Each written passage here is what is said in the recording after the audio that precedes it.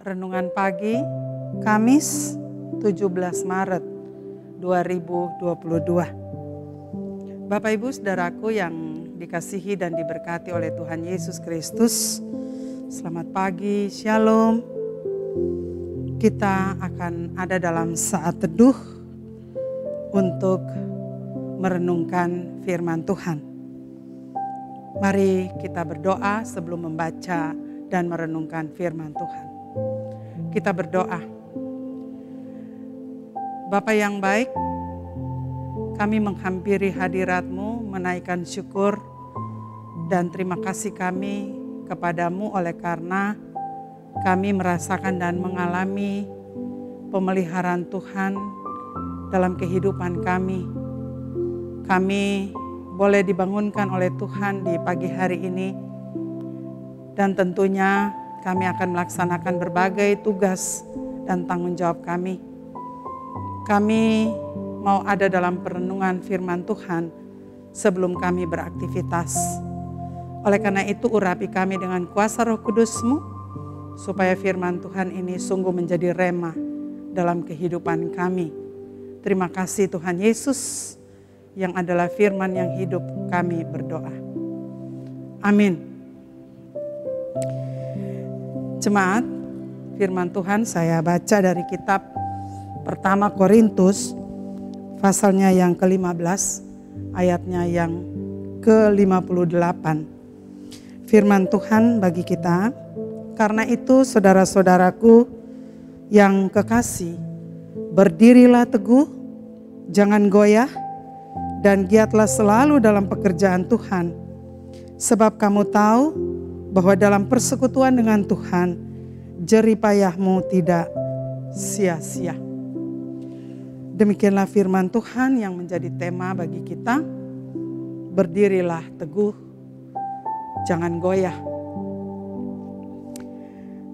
Saudara-saudaraku, sebuah kisah di bulan Desember tahun 1988, gempa berkekuatan 6,9 skala Richter berguncang selama 4 menit di wilayah Armenia, bagian dari Uni Soviet. Gempa itu menghancurkan banyak bangunan, termasuk gedung-gedung sekolah. Seorang bapak kemudian mendatangi lokasi dan mencari anaknya. Ia yakin bahwa anaknya terjebak dalam reruntuhan bangunan itu, tapi dia punya kemauan untuk mencari anaknya. Dia mengangkat batu reruntuhan yang ada di bangunan sekolah itu, lalu kemudian tiba-tiba ada seseorang yang melihatnya mengangkat batu-batu reruntuhan itu, lalu kemudian menegur bapak ini. Pak, mereka pasti mati, Pak. Lalu kemudian kata bapak itu, kalau kamu mau bantu saya, kamu ke sini. Tolong, mari kita angkat reruntuhan ini. Lalu kemudian beberapa orang datang dan membantu si bapak ini. Mereka terus berupaya untuk mengangkat puing-puing reruntuhan bangunan itu. Tapi kemudian mereka merasa capek lalu berhenti. Tapi bapak ini dia terus berusaha. Dia mengangkat reruntuhan itu sedikit demi sedikit. Lalu kemudian tiba-tiba terdengar suara di balik papan yang roboh. Dia langsung meneriakkan nama anaknya. Dan ternyata ada beberapa orang anak yang terjebak di reruntuhan itu. Lalu ketika dia meneriakkan nama anaknya, lalu dijawab oleh anaknya. Mereka berupaya untuk membebaskan. Ada beberapa anak di tempat itu lalu mengevakuasikan anak-anak itu. Ketika suasana sudah menjadi enak, lalu kemudian anaknya itu berkata kepada teman-temannya, "Aku sudah bilang kan, pasti bapakku datang menolong aku." Bapak ibu saudaraku yang dikasihi oleh Tuhan Yesus, seorang bapak yang terbatas, yang penuh dengan kelemahan,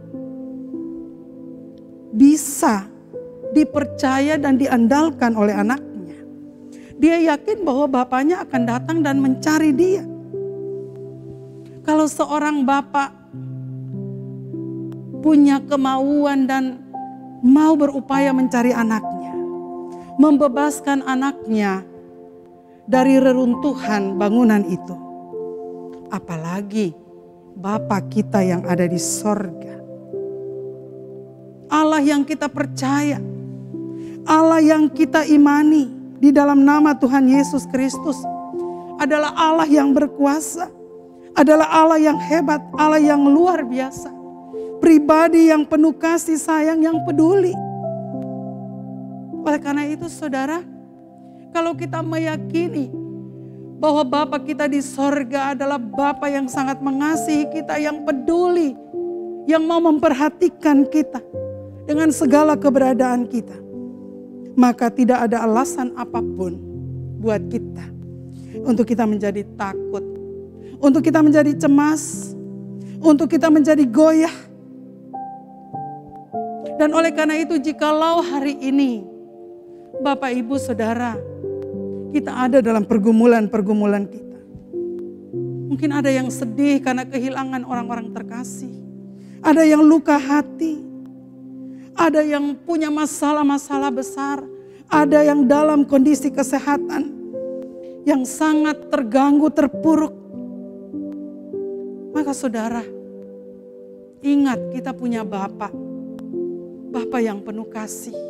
Bapa yang peduli. Bapa yang mau memperhatikan kita. Jangan pernah goyah. Harus tetapkan imanmu kepada Tuhan.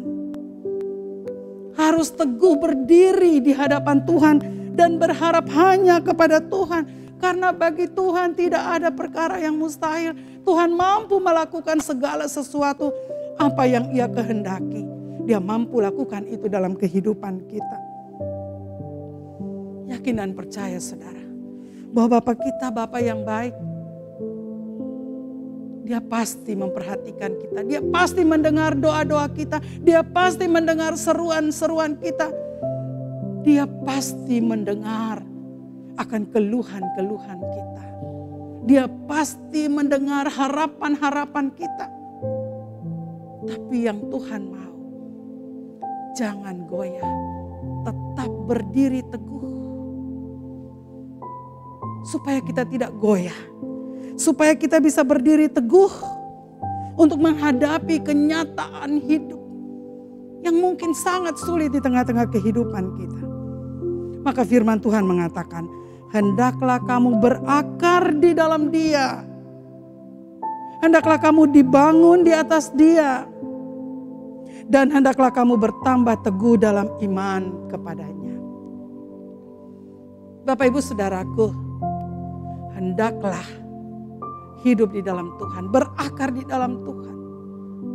Hendaklah berharap dan percaya hanya kepada Tuhan.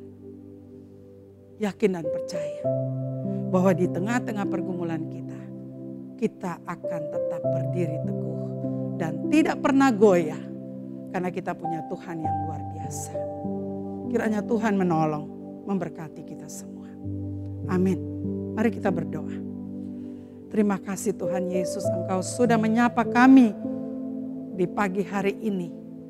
Melalui kebenaran firman Tuhan mengajarkan kami. Supaya kami tidak goyah, kami tetap berdiri teguh. Karena kami punya Tuhan yang luar biasa. Kami punya Tuhan yang hidup. Kami punya Tuhan yang peduli dengan kehidupan kami. Kami punya Tuhan yang mau mendengar doa-doa kami. Tolonglah kami Bapa, teguhkan iman kami, supaya kami kuat menghadapi berbagai-bagai ujian dalam kehidupan ini.